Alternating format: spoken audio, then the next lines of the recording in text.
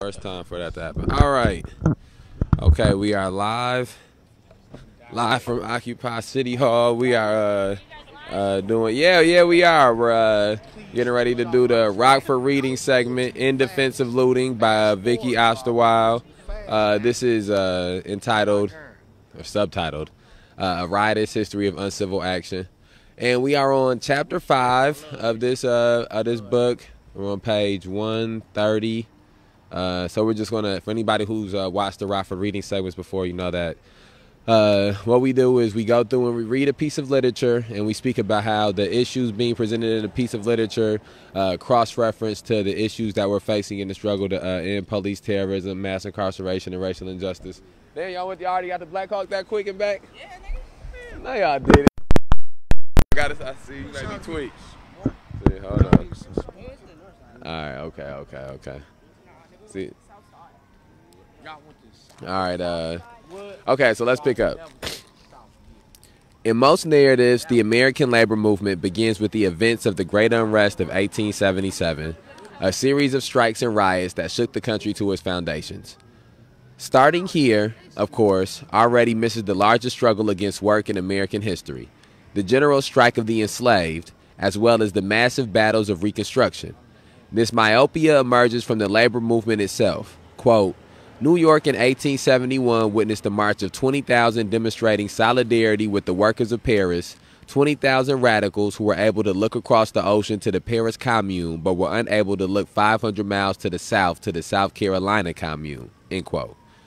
From the very beginning, white organizers tended to distance themselves from the projects of emancipation and Reconstruction while simultaneously evoking, quote, wage slavery, end quote, as the name of their oppression. This refusal of solidarity and alliance constantly enfeebled the labor movement and saw labor, quote, radicals, end quote, betray black people in their struggles again and again. This failure emerged in part, no doubt, from the... Thank you, we appreciate it, thank you. Y'all have a good night.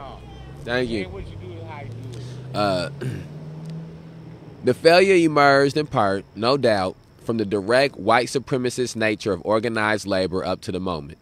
Even the most pro-union history shy away from the first decades of trade unionism in America, ignoble years when most organized labor actively positioned itself against emancipation and agitated in favor of genocidal colonizing of the West. Through the 1880s, unions were tiny and weak. Wage laborers made up a small percentage of the population, organized laborers a small percentage of them. The Great Unrest, then, a massive, disorganized, multiracial series of strikes, riots, and uprisings, represented as much a break with the previous labor movement as a continuation. But its historical size and relevance are usually downplayed even by historians of labor. A common position sees the strike of 1877 as, quote, significant primarily because it gave working men a class consciousness on a national scale, end quote. This perspective makes sense only if we value organization and worker identity as the fundamental precepts of revolutionary struggle, and it lets us see how thinking of struggle in those terms blinded previous laborers and even revolutionaries to the mass movements happening all around them. But viewed in tandem with the general strike of the enslaved and with Reconstruction, the Great Unrest looks just as much like an ending, the ending of a period of revolutionary struggle against wage labor itself, and the final victory of reactionary Northern capital in organizing American society around industrial production. The Great Unrest began on July 16, 1877, when the Baltimore and Ohio Railroad cut wages by 10%, the second such wage cut in 8 months. As workers gathered in frustration in the Martinsburg, West Virginia rail yard, the crew of a cattle train struck, abandoning their train and refusing to move it until the pay cut was rescinded. Traffic on the line was stopped, and other workers refused to replace them. Let me just make sure that the audio is in the right place. The next day, the state militia arrived, and filling the cattle train with armed men, tried again to drive it through the yard. A workman named William Vandergrift ran up to derail the train at a switch, and when the militia pilot jumped down to oppose him, Vandergrift shot the scab. Vandergrift was in turn shot and fatally wounded. But the train crew fled, and another could not be gathered. With news of this victory, striking spread across West Virginia and across the entire B&O. Freight traffic was completely stopped. Quote, while the workers continued to run passenger and mail cars with no interference, end quote. More than that, sympathetic workers from other industries went out in support of the strikes, and talk of general strike began to spread through the state. Desperate, the governor of West Virginia and the president of B&O begged President Rutherford B. Hayes for federal troops to suppress what they were already calling in, quote, insurrection, end quote. And so here, this is the first type of riot or civil unrest that we are reading about as it pertains to labor struggles in America. And again, Vicky's just tying all of these different forms of struggle together through the commonality of the riot taking place in them. And so we get here and we see that because wages were not being given properly to these employees, and wages were not given properly to people, you see how these people began to struggle against. My fault. This nigga blowing me. Okay. Anyways, let's keep reading. Hayes obliged, but though the 300 heavily armed soldiers he sent managed to finally get trains out of the Martinsburg Yard on July 19th, 4 days into the insurrection, it was a Pyrrhic victory. Because in town after town, crowds of railroad men, unemployed workers, sympathy strikers, and huge groups of women derailed, attacked, and otherwise sabotaged the scab trains. Where trains from Martinsburg went, strikes and riots followed, and soon all of neighboring Maryland's railroads and much of its industry were also on strike. One of the most common tactics used in the insurrection was to overturn, loot, and then burn the freight cars.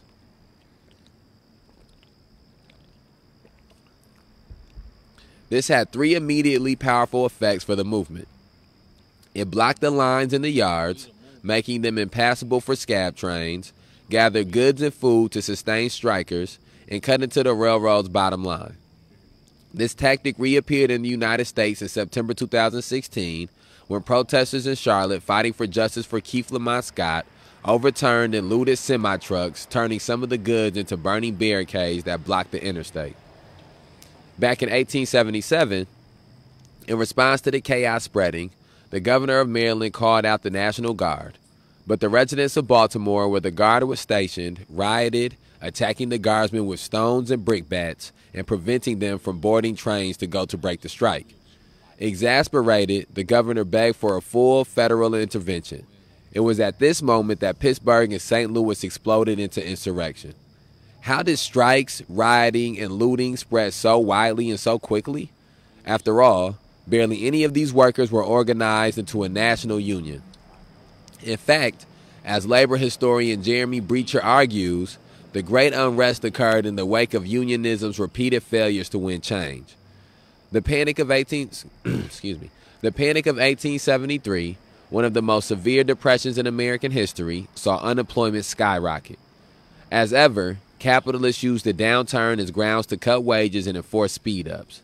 But the organizations that existed, the various, quote, brotherhoods, end quote, of firemen, engineers, and conductors, had been bought off, out-politicked, or frightened out of striking. They agreed, against the rank and file's wishes, to speed-ups and pay cuts.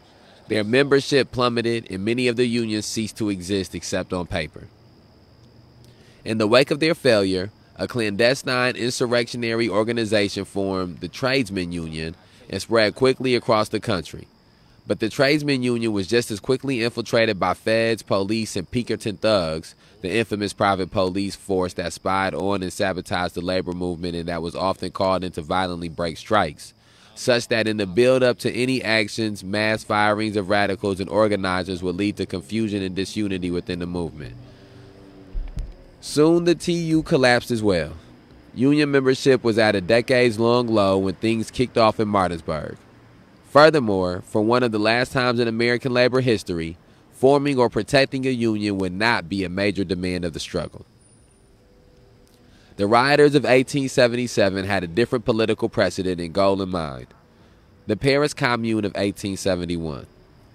As Nell Irvin Painter shows in her seminal Standing at Armageddon, the commune was a common point of reference for rioters and their critics across the country.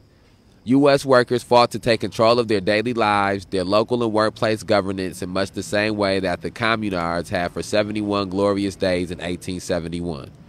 And conservatives and liberals alike feared that French revolt and class war had finally crossed the Atlantic. In St. Louis during 1 week, a strike that started against wage cuts in the rail yards generalized and eventually completely shut down the city. Political power moved into the hands of a commune made up of whoever showed up. It was run like the Paris Commune on genuinely radical anti-hierarchical principles. Quote, nobody ever knew who that executive committee really was. It seems to have been a rather loose body composed of whomsoever chanced to come in and take a part in its deliberations, end quote.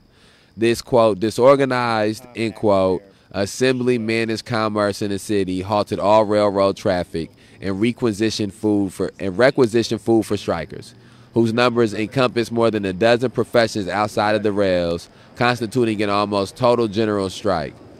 But after 8 days, 3,000 federal troops and 5,000 deputized police officers descended on the city, killed more than 24 people, and shut down the commune. This lack of official organization and union leadership also meant that black workers were widely involved in the great upheaval. In the border states, black and white workers banded together to shut down roads and coal mines. A black worker, his name unknown to history, made one of the crucial speeches opening the St. Louis general strike with a demand to white laborers to support black steamboat and levee workers. Quote, will you stand behind us regardless of color, end quote. Black workers ran the movement in the South, leading particularly massive strikes in Galveston and Marshall, Texas. Black sewer workers in Louisville, Kentucky marched through the sewers and then the city, beginning a 3-day-long general strike that brought all industry in Louisville to a halt. The response was more than just immediate violent repression on the parts of the Guard and the police. The national media built a narrative of a menacing and dangerous working class. Although there wasn't a full-blown Red Scare, 1877 was one of the first times American papers and capitalists talked about and feared communists. A particular portent was the insurrectionary rioting in Pittsburgh. And then we get there and you see that even no matter what the struggle is, that when the struggle is against what the status quo of the country is, there are specific forces that are called upon to uphold that status quo. The same way the police department in later years would be called upon to uphold the status quo when the civil rights struggle was going on, is the same way that these police officers were called to uphold the status quo when these labor struggles were going on. And we gain power once we begin to realize the capacity at which police departments and police officers have historically and still currently operate at. And they operate at a capacity of maintaining the status quo. They're operating at a capacity of trying to repress struggle, trying to repress change from happening and upheaval. And they're deployed at the behest of politicians. They're deployed at the behest of the people in a position of power, the people that are benefiting from the establishment. Yes, of course. So as we go back and we look through history and we see how they have been used to slow down the people's struggles, to slow down the process that society was going through when it comes to progression. It allows us to view their current actions in a more proper light. And so, again, one of the things we want to be doing is to not just be reading this to arbitrarily be getting the information, or not to just read to say that we read, but to be able to read these things and then cross-reference how they relate to the issues that we're facing in the struggle to end police terrorism, mass incarceration, and racial injustice in Rockford, Illinois.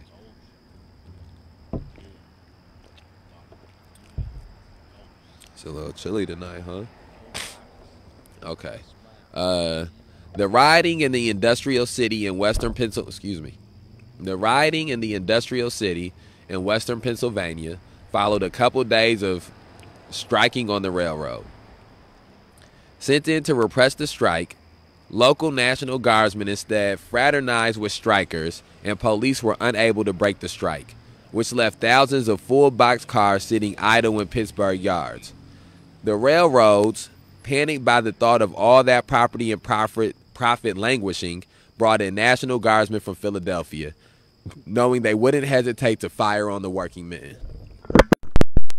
Keep doing that, my fault. I'm sorry, whoever ears, I know that hurt somebody's ears, I'm sorry.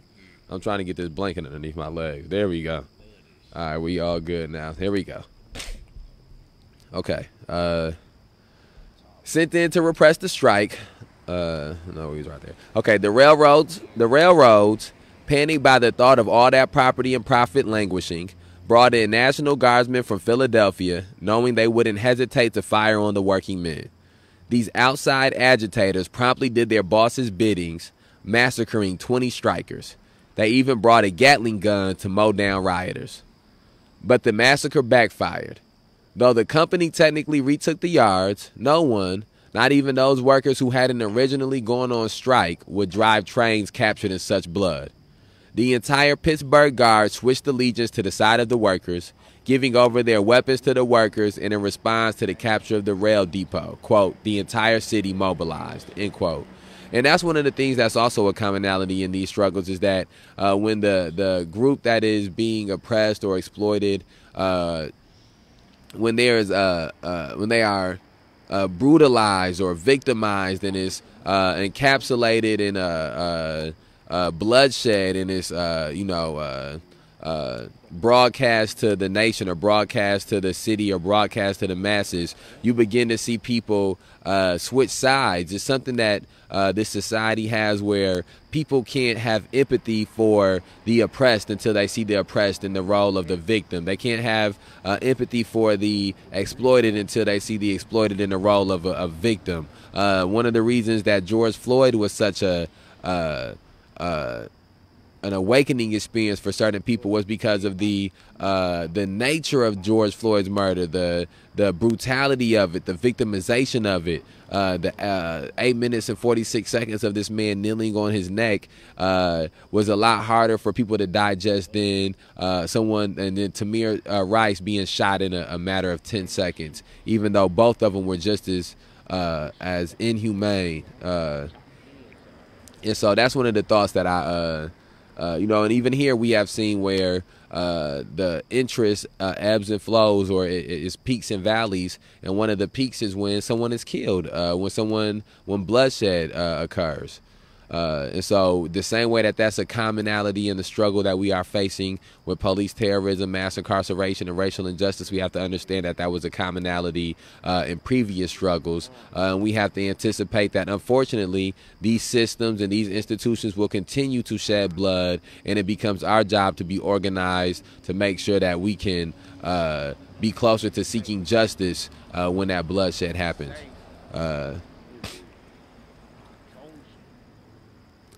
A massive crowd formed and attacked the yards, forcing the Philadelphia National Guard to flee.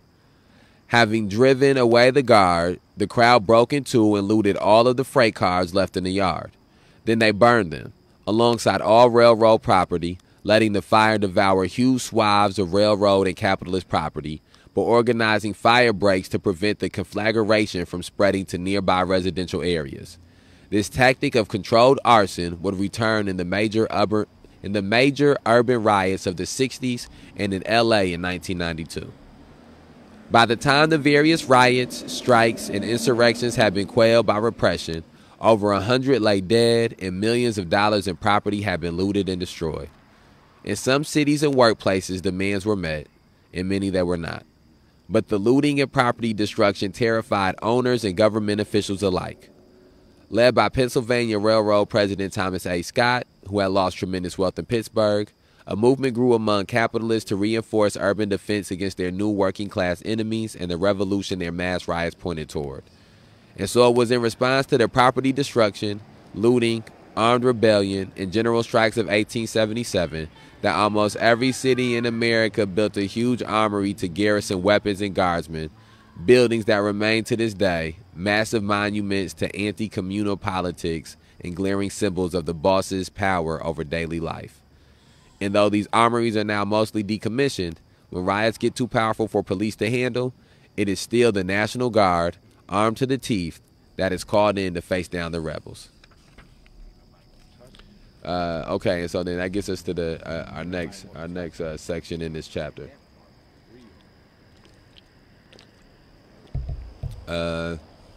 Okay, page 136.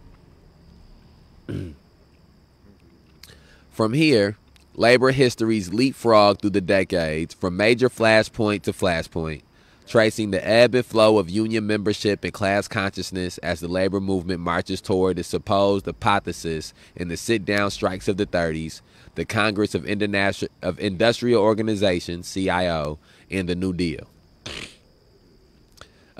These histories trace how the tradition of craft unions gives way, slowly and painfully, to industrial unionisms.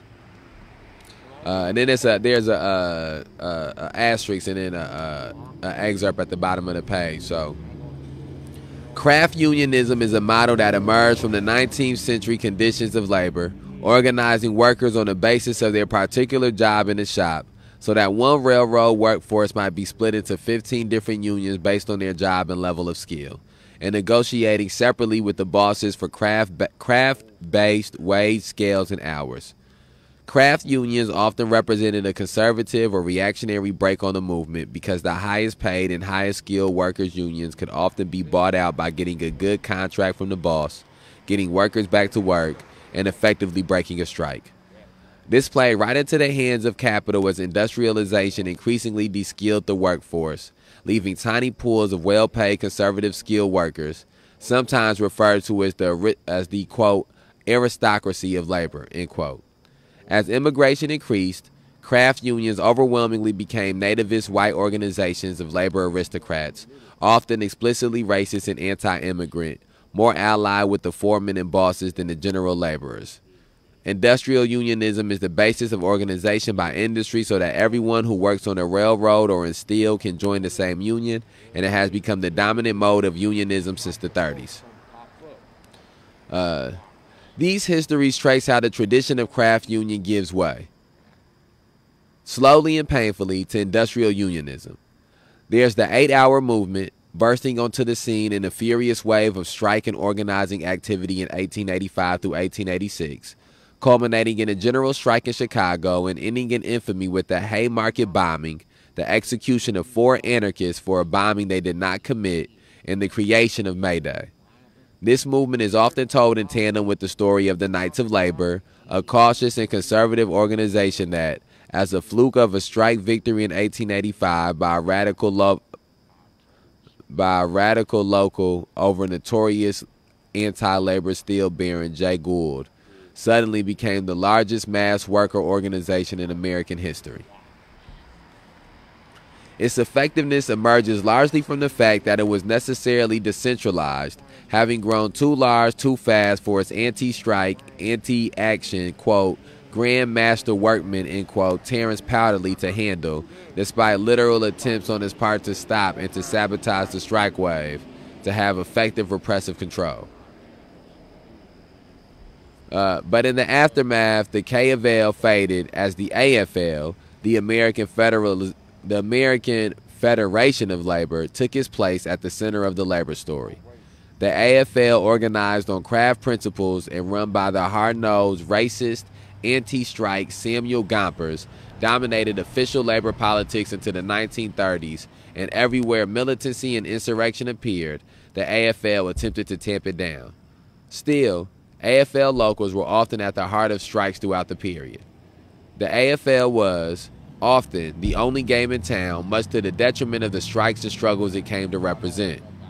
In 1892, the bitter lockout at the Carnegie-owned Jay Gould-managed Homestead Steelworks in Pennsylvania would see AFL-affiliated mill workers engage in and win a gun battle with a barge full of Pinkertons, who had sailed up the Monongahela River to break the workers' siege on the mill.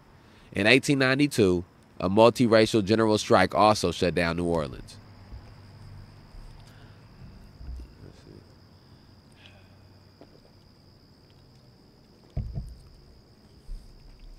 An even more violent and drastic struggle broke out in 1894 as more or less military conflicts raged between strikers and strikebreakers and militias in the coal mines, with strike action reaching from Pennsylvania all the way to Colorado.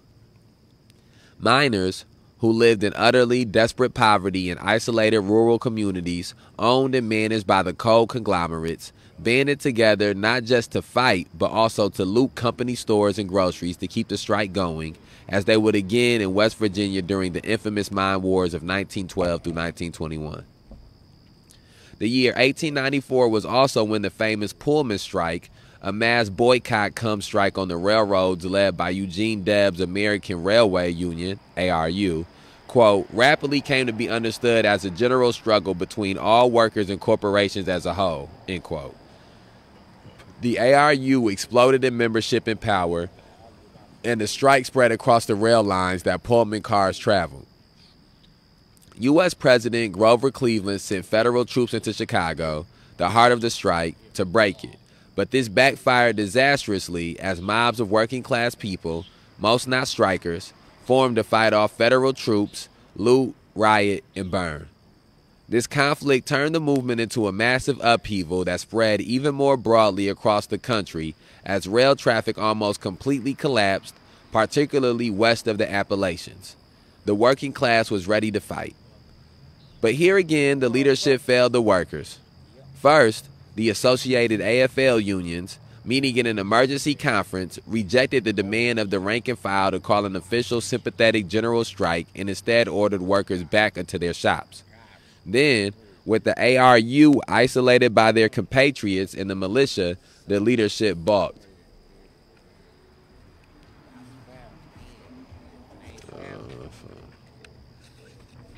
Okay. When the troops came in, making legal success impossible, workers throughout the country responded with mass direct action. But for the ARU to adopt such a policy would have meant a challenge to the entire social order, a step from which it recoiled. Thus, we are presented with the spectacle of Eugene Victor Debs, perhaps the greatest example of a courageous, radical, and incorruptible trade union official in American history, trying to end the strike to prevent it from becoming an insurrection. Thus, even in this moment of mass action, with the most radical available leader at the helm, the union failed its membership and folded. If the required next step is generalizing and socializing the revolt, and therefore giving up control, legitimacy, or negotiating powers, a union will always choose to abandon the fight, even if the fight and the revolt it emerged from or helped create is the very basis of the union and its power.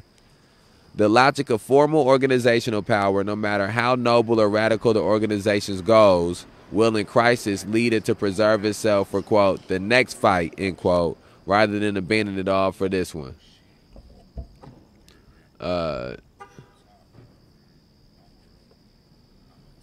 But the organization that is preserved is one that, at the height of the people's power, turned its back on them, and the people do not forget these betrayals. The organization will never again achieve the leverage it had during the conflict. In other words, the organization doomed itself all the same to collapse and crisis, though a slower, more protracted and ambiguous one.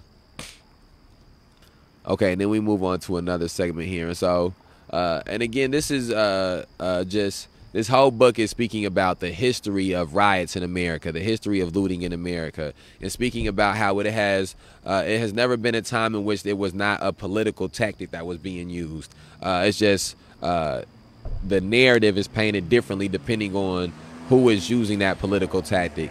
And to prove that case, Vicky is going through all these different struggles that have taken place in American history and pointing out the manner in which looting and rioting was used during those struggles. And so, again, it becomes our job to, once we start to understand the history of this country, we start to understand the history of this society, the history of this culture, to use that as a tool to learn what we can do in the future and what things are acceptable in the future. And so we need to be in a place where we can articulate when it is a riot or when it is looting, why this is not something that is looting and rioting is just as American as apple pie is, just as American as the 4th of July is. It's been at the helm. It's been at the helm of this country since the inception of it, and it's been in different ethnicities have engaged in it, different races have engaged in it, different genders have engaged in it.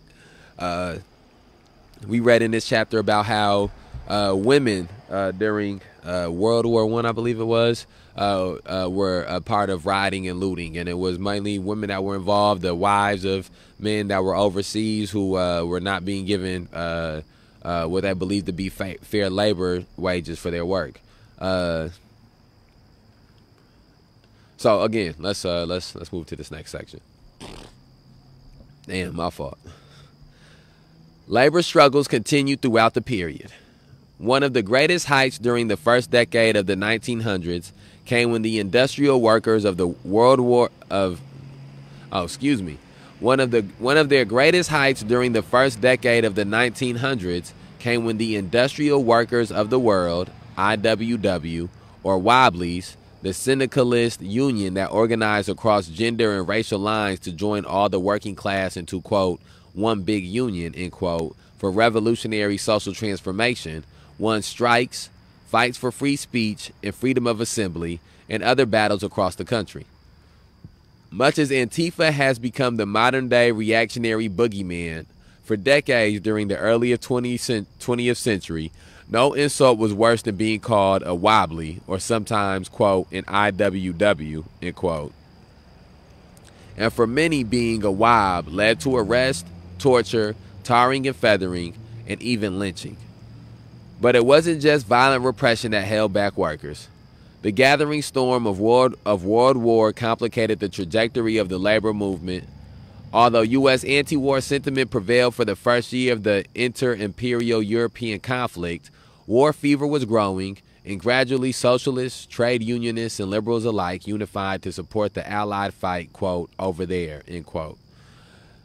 The continued outspoken and principled anti-militarism of the Wobblies and anarchists, which was a common enough position in 1914 through 1915, led to their marginalization and even criminalization as traitors.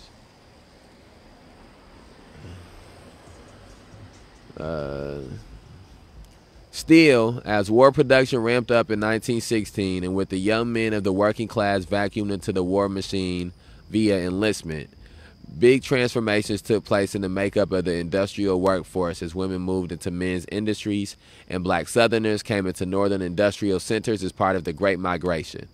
Labor agitation again increased. We read something about that in the book we read, The Color of Law. That's touched on some of that a little bit. News of the Russian Revolution lent a new vigor to the radical movement, and the October victory of the Bolsheviks meant the wobbly and the anarchists were joined and soon replaced in the fevered minds of the foamy-mouthed patriots by the red, the Bolshevik, the communist. And with the German Revolution of 1918, 1918, it seemed the victory of radical labor was inexorable. Let's see, page 139. Got it.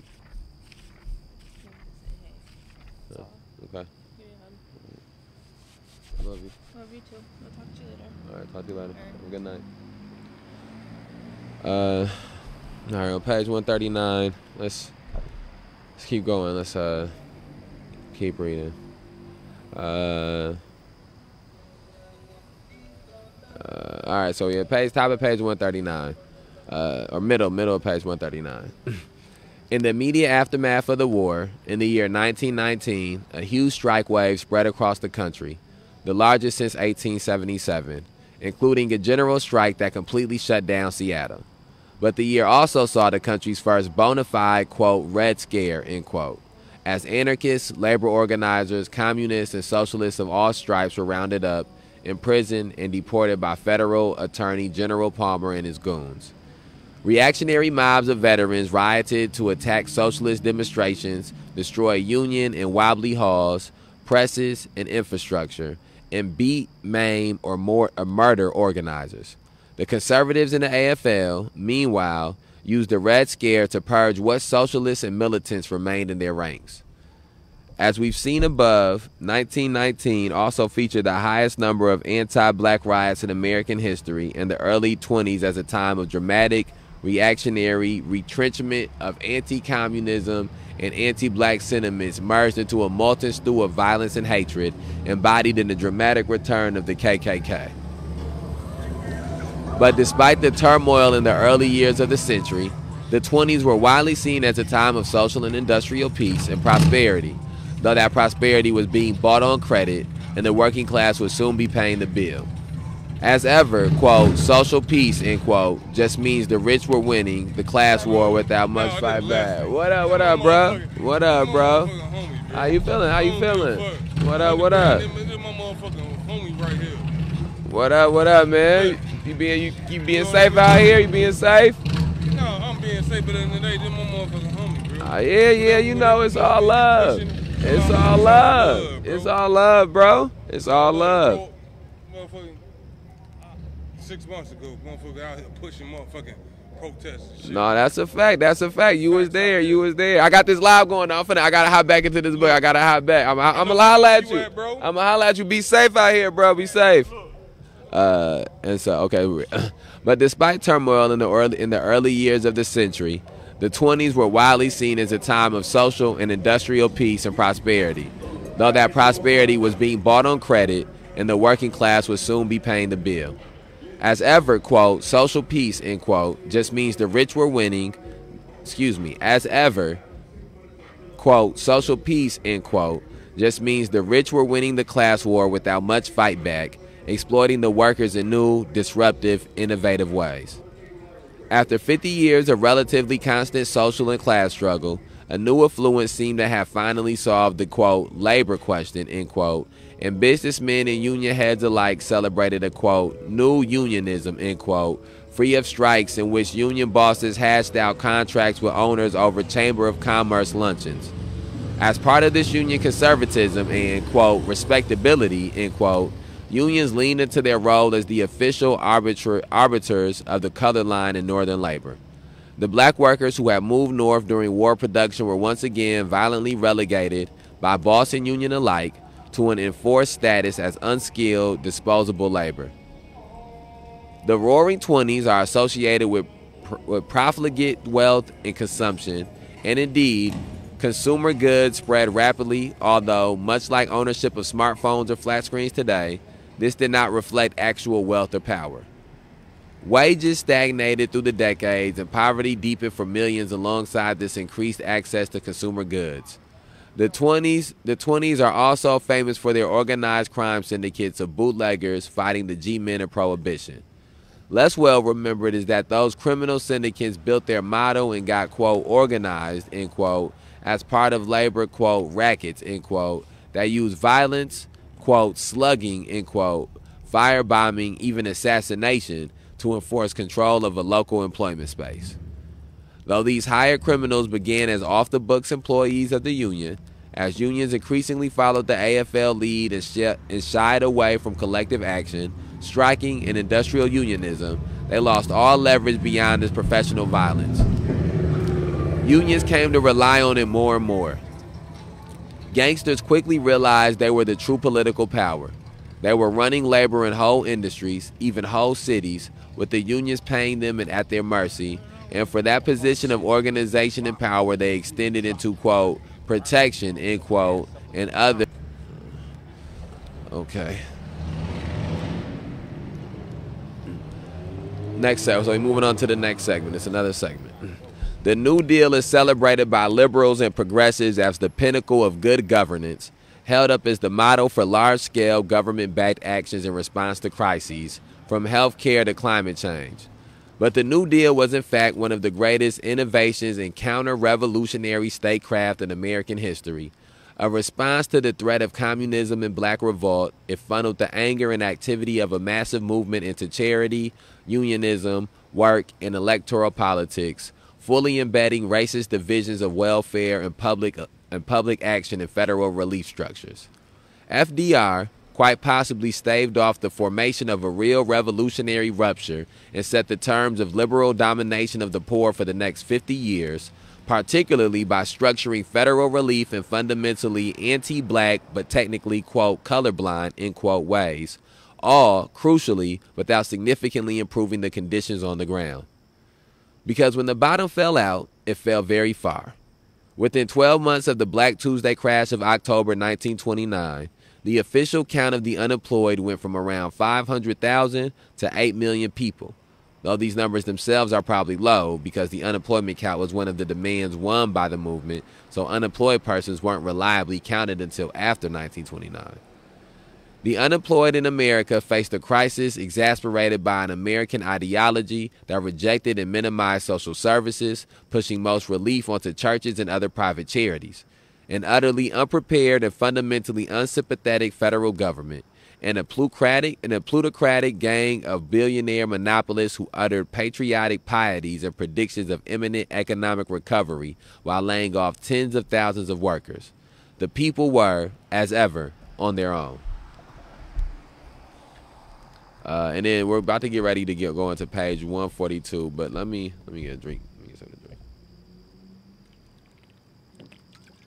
And then I want to also say, this chapter is very relevant because we are in a time right now in which there is, because of what happened with COVID and last year, there is a form of a labor struggle that's going on. There's places here that can't open because they don't have enough employees, or they got to close early because of employees, or they're looking for more employees. They're trying to find incentives for people to come back to work, and it's probably a lot of people who may not understand that, who are bothered by that or have issues with that. But I think that again, we have to begin to look at the history of this nation, the history of this society, and we have to begin to look at the amount of struggles that have gone on about certain things. And this has been the working class people of this country have always struggled against the bosses or the monopolists or the capitalists, the people who are truly capitalists, and trying to not be exploited at the workplace, and to not being oppressed at the workplace, and to being given livable wages and fair wages. And so we're seeing the results of that manifesting here in these last however many months, in which some of these jobs are having trouble with getting people to work, and with getting people to not stay at home and collect unemployment. And again, this is chickens coming home to roost, as we can read through here when it comes to the things that have been going on with labor struggles, and the things that have been going on with the struggles of working class people. And so again, we're at the top of page 142 in Defense of Looting by Vicky Osterweiler on chapter 5, Looted Bread, Stolen Labor. One of the first things that occurred spontaneously and across the country was looting. Numerous contemporaneous accounts agree that mass looting was commonplace around the nation, but its extent will never be known. Moritz Hallgreen's Seeds of Revolt, published in 1953, describes the pattern in Detroit in 1932 and explains why it is so little remembered by history. Windows of small retail shops were smashed at night and relieved of their goods. Children from the poorer districts were frequently observed snatching bundles from customers coming out of grocery stores. They ran off to barren homes with their booty or aided themselves in out of the way alleys. More frequently, grown men, usually in twos and threes, entered chain stores, ordered all the food they could possibly carry, and then walked quietly out without paying. Every newspaper in the city knew of this practice and knew it was spreading, but none mentioned it to print. The press excused itself on the ground that these occurrences were not a matter of public record, and the chain store managers refused to report such incidents to the police lest the practice be encouraged by the resultant publicity.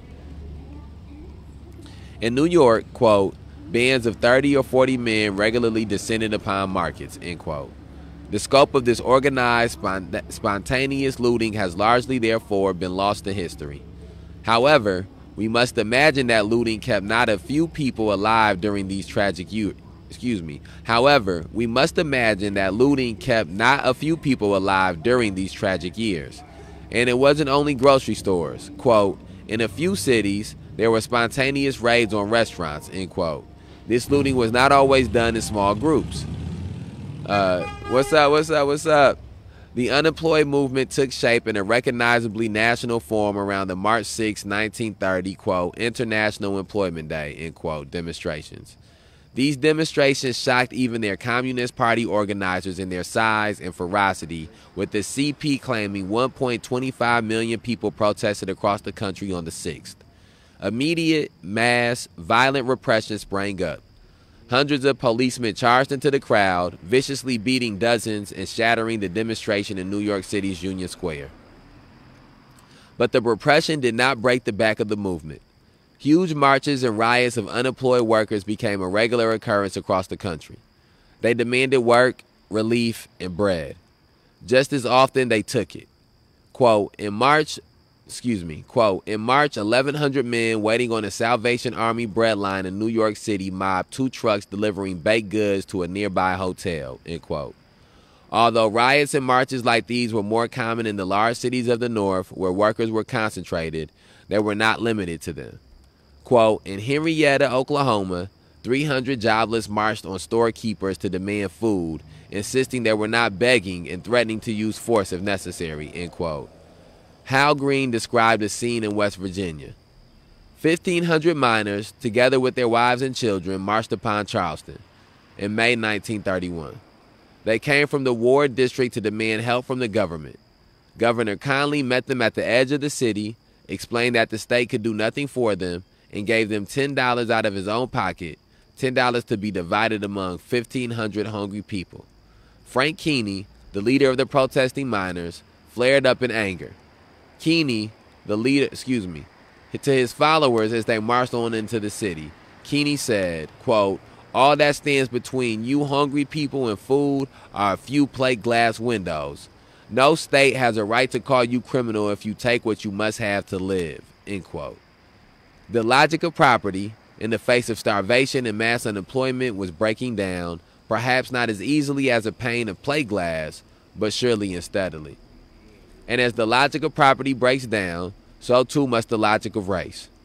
After 5 decades of labor struggles that quite often reinforced rather than challenged the white supremacist order of the workplace, the unemployed movement was openly multiracial, led by and often made up of black militants and, in most places, opposed by and to the anti-communist and racial terror politics that had resurfaced so openly in the 20s.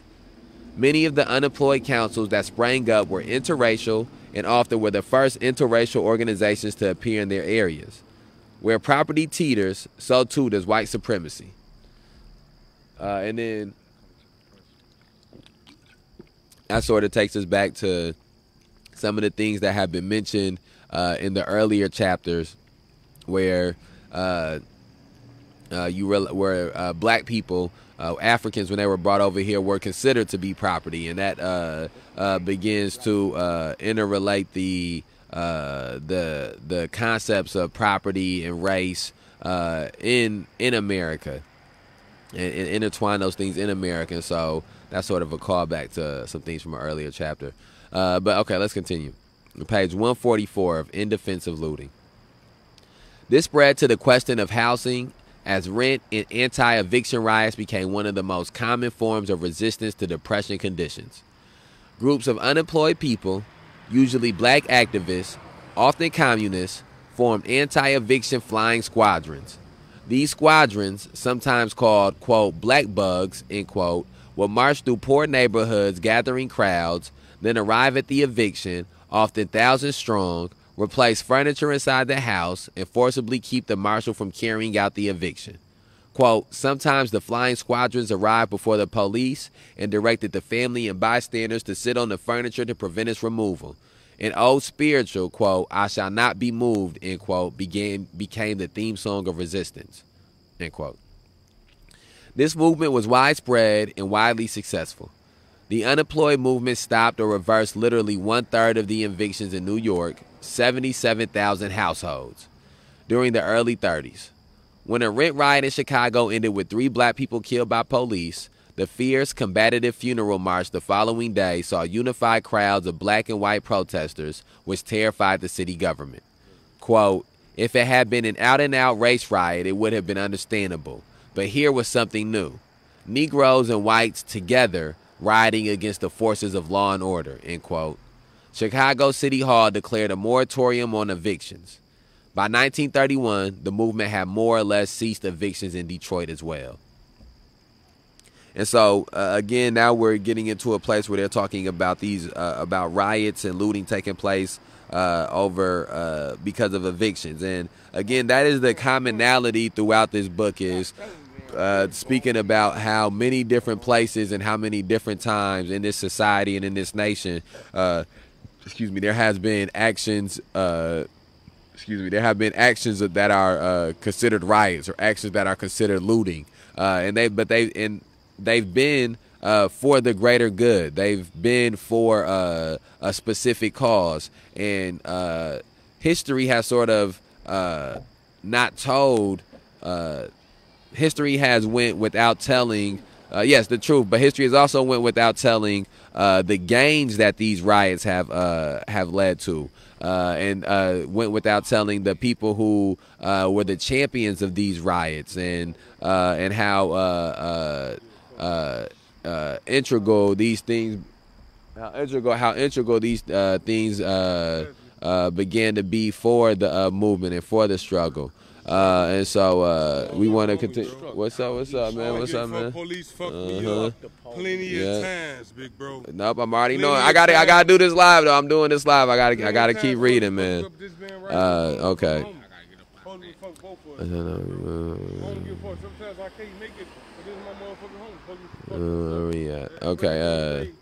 Okay. These tactics soon broadened to demanding relief and welfare.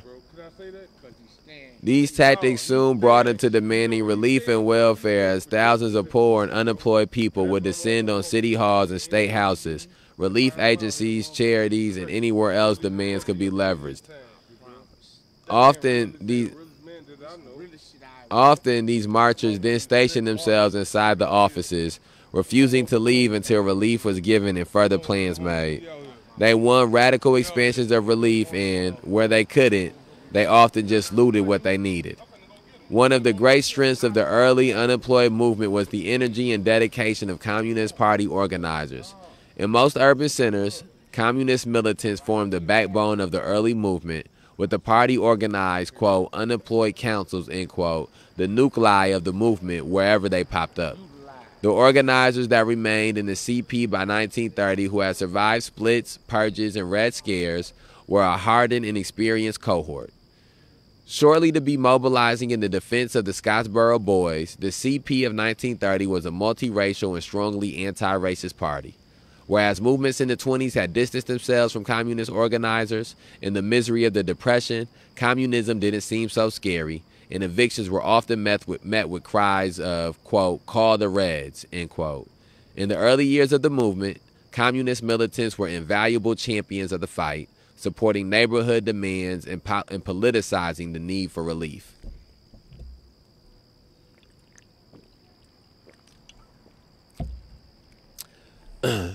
But the energetic and hard work of communist militants on the ground often conflicted with the demands of the party and the Communist International.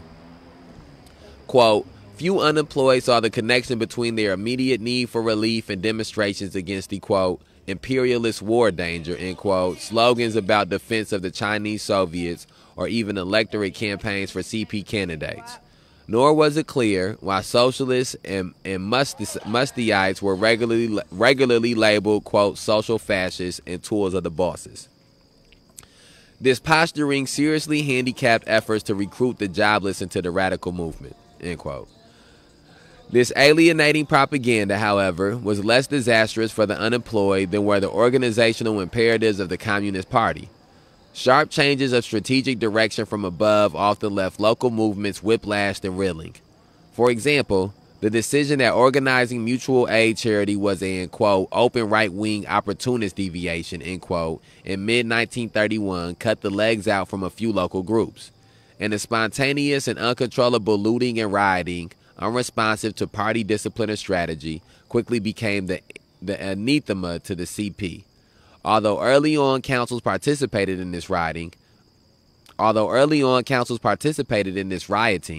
once the party developed an official position in 1931, many of its organizers worked hard to stop this tactic.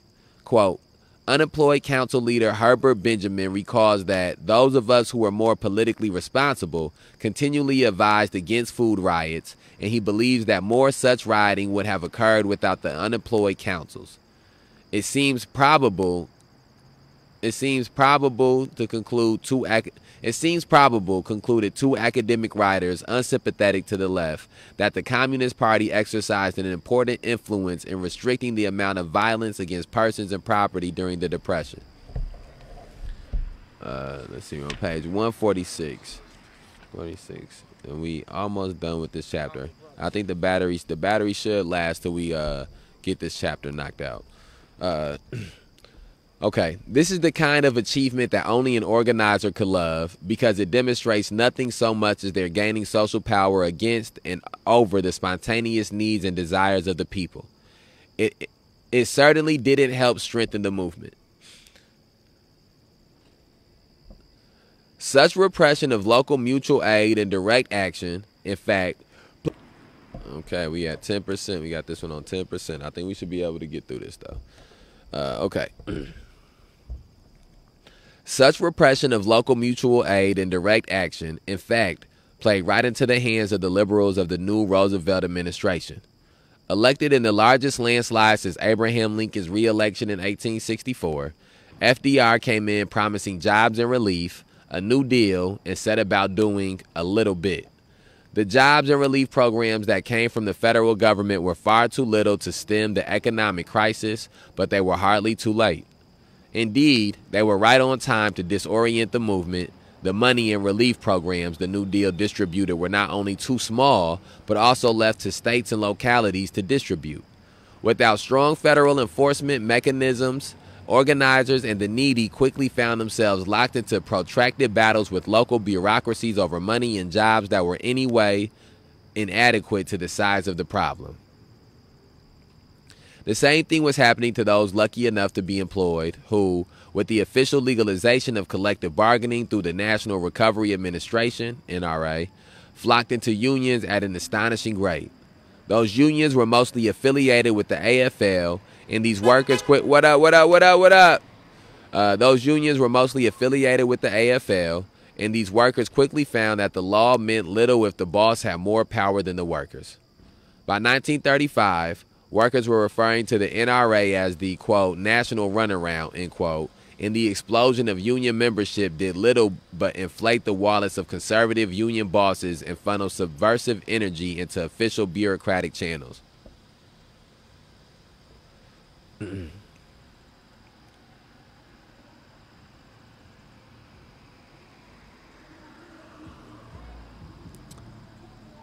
It would take another round of massive upheaval, this one against both the bosses and the will of the union leadership, the wildcat sit-down strike wave of 1936 through 1937, to truly bring change to industrial conditions.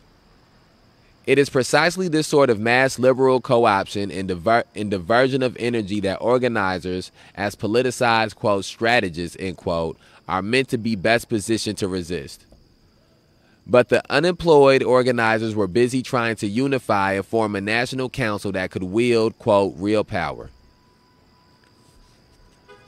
Frustrated with the looseness of the early councils, they wanted stronger organizations.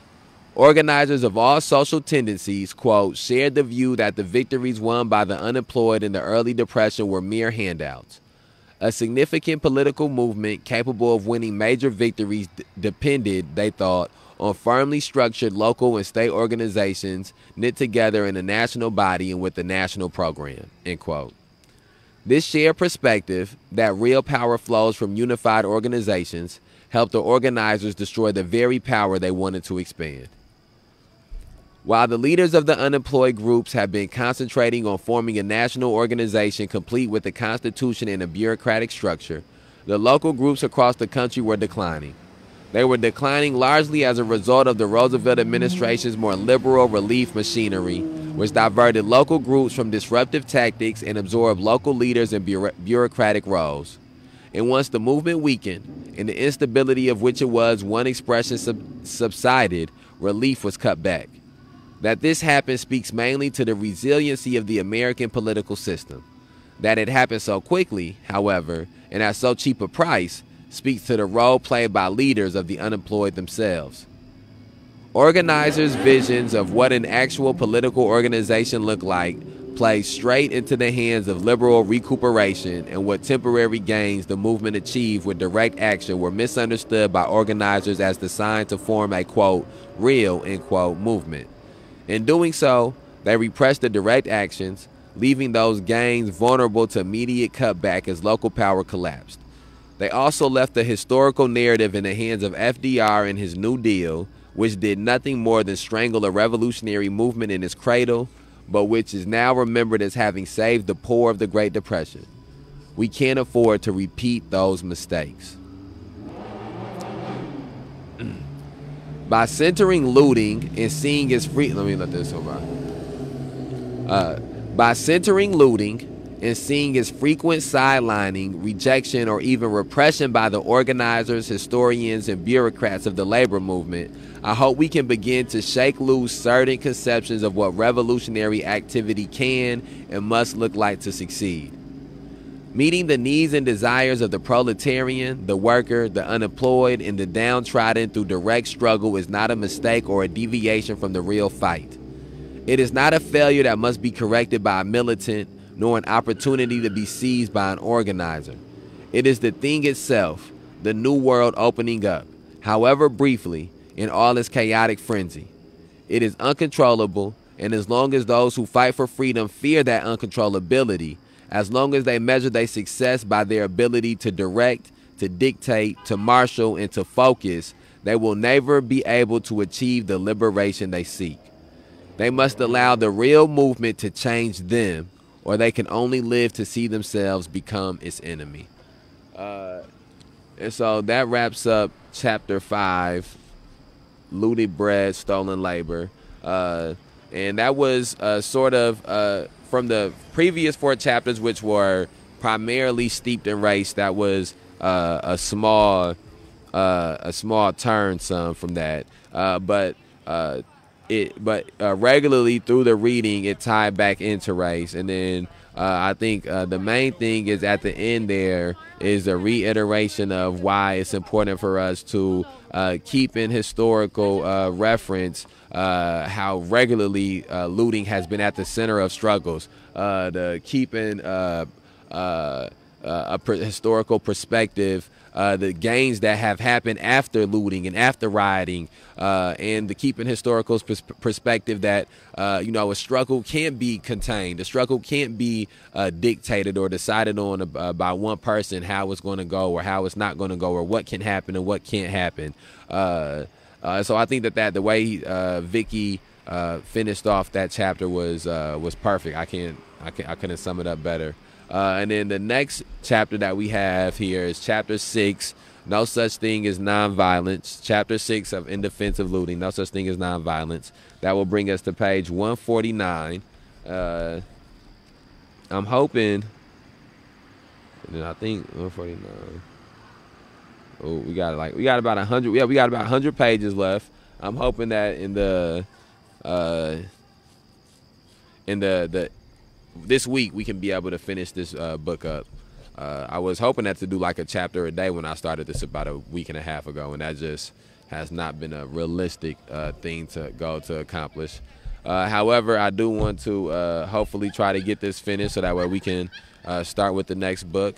But for now, I'm going to end this live, and then I'm gonna go back live again. I don't know if I'll do a reading or do speaking or whatever, but we probably do one more live tonight. But I want to end this the way that we been end all of them. Justice for Carrie Blake, justice for Logan Bell, justice for Geno Washington, justice for Demetrius Bennett, justice for Mark Barmore, justice for Jovan Fresco, justice for Philip Johnson, justice for Jasper Banks, justice for Suzette Babler, justice for Faustin Guaitigo, justice for Shannon Graves, Justice for Lil Mike Sago, justice for Mikey Guzman, justice for Joseph McCormick, and justice for Eddie Patterson. We outside. Fuck the police. Fuck racists, too.